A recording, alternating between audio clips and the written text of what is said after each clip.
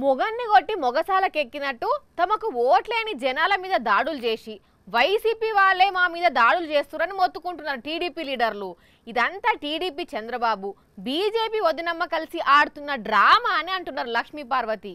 BJP వదినమ్మకు సంబంధించిన కొన్ని రహస్యాలను కూడా బయట పెట్టారామే. ఎంత దారుణంగా చంద్రబాబు లాంటి నీచుడు నికృష్టుడు అతని కుటిలమైన రాజకీయం ఎన్ని కుటుంబాలు నాశనం చేస్తున్నారండి వీళ్ళు. అదైనా హాబీ.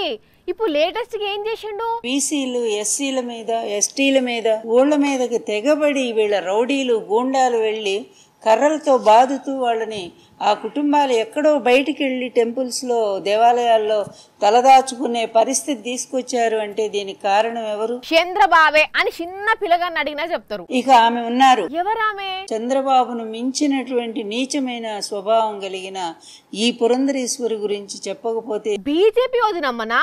ఆమె చంద్రబాబు కంటే ఖతర్నాకా?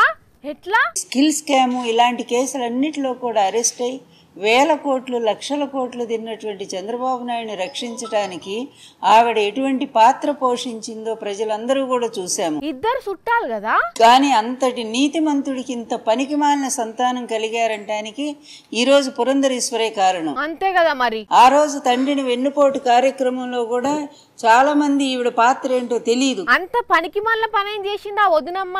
వామ్మో, అంటే వదినమ్మ పాత్ర కూడా ఉన్నదా? ఈవిడే మెయిన్ పాత్ర. చంద్రబాబు బయటేమో చంద్రబాబు నాయుడు రామోజీ చేస్తే కుటుంబంలో ఈవిడ కుటుంబ సభ్యులందరినీ ఏకం చేయటంలోను.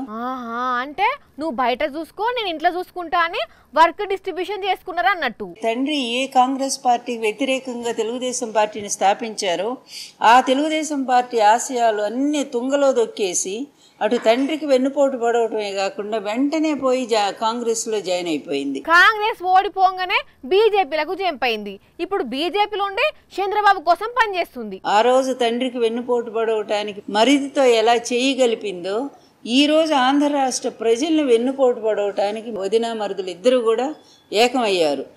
ఎంతైనా వాళ్ళిద్దరు చుట్టాలే కదా. ఎన్టీఆర్ కు వెన్నుపోటు పొడి చుట్ల కలిసి పనిచేసిర్రు. ఆ అనుభవంతోనే ఇప్పుడు ఇట్లా కుట్రలు చేస్తుర్రేమో.